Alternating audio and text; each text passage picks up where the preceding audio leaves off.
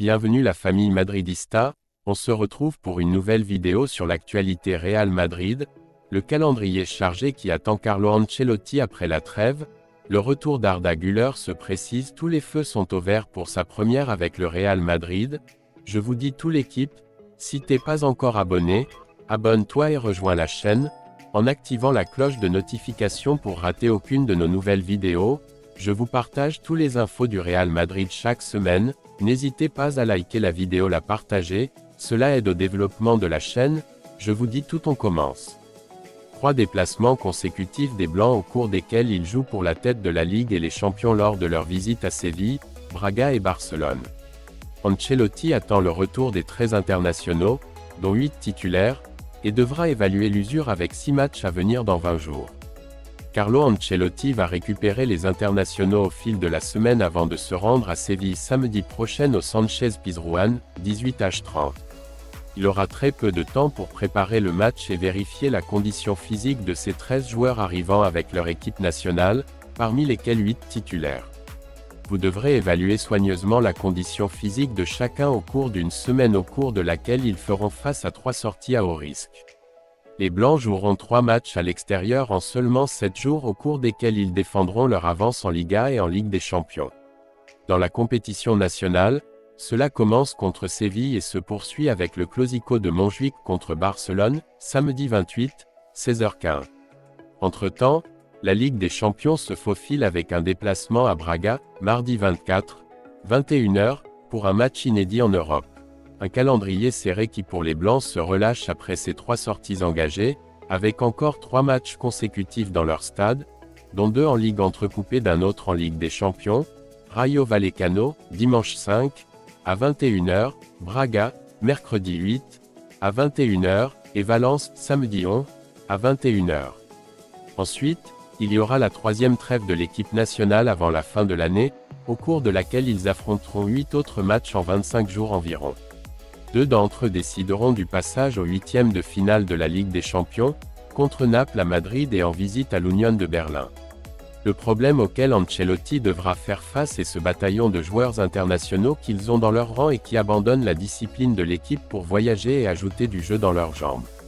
Pendant cette pause, ils ont perdu 13 joueurs, ce qui aurait pu être plus si l'on considère que seulement 2 ne partent pas, Kroos, qui a démissionné, et Lucas Vázquez, qui n'a pas compté pour l'Espagne depuis longtemps. Les autres seront probablement appelés à tout moment, à l'exception de ceux souffrant de blessures de longue durée comme Courtois et Militao, qui seront permanents dans leurs équipes respectives s'ils sont en bonne santé. Gêné par 2 blessures depuis son arrivée au Real Madrid cet été, Arda Güler voit enfin le bout du tunnel. Bientôt l'heure des débuts pour Arda Güler. Le milieu offensif turc, qui n'a toujours pas joué officiellement sous le maillot du Real Madrid, est sur la voie du retour. Selon les informations d'AS, le joueur de 18 ans a déjà couru puis fait un bout d'entraînement avec ses coéquipiers en fin de semaine dernière et ne ressent plus de douleur. Arda Güler devrait pouvoir faire son retour dans le groupe d'Ancelotti à Séville samedi en Liga ou mardi prochain et le match de Ligue des Champions contre Braga. Le temps de repos estimé après l'opération était d'environ 6 semaines, mais alors qu'il comptait les jours jusqu'à ses débuts officiels début octobre, une blessure musculaire intempestive à l'entraînement l'a une nouvelle fois contraint à rejoindre l'infirmerie. Mais cette fois, les débuts d'Arda Güler en blanc sont plus proches que jamais et pourraient avoir lieu dans les prochaines semaines, avec le Clásico comme objectif pour arriver dans les meilleures conditions possibles. Le joueur est déjà dans la dernière ligne droite du processus de récupération de sa blessure musculaire de la jambe gauche et ces derniers jours, pendant la pause de l'équipe nationale, il a effectué une partie des séances d'entraînement au même rythme que ses coéquipiers.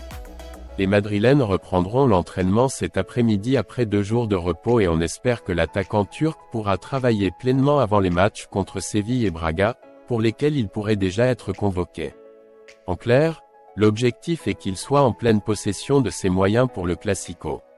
L'Autrichien s'était blessé lors de la visite de Las Palmas au Bernabéu le 27 septembre dernier, souffrant d'une déchirure musculaire à l'abducteur droit, ce qui l'a empêché de jouer contre Girona, Naples et Osasuna.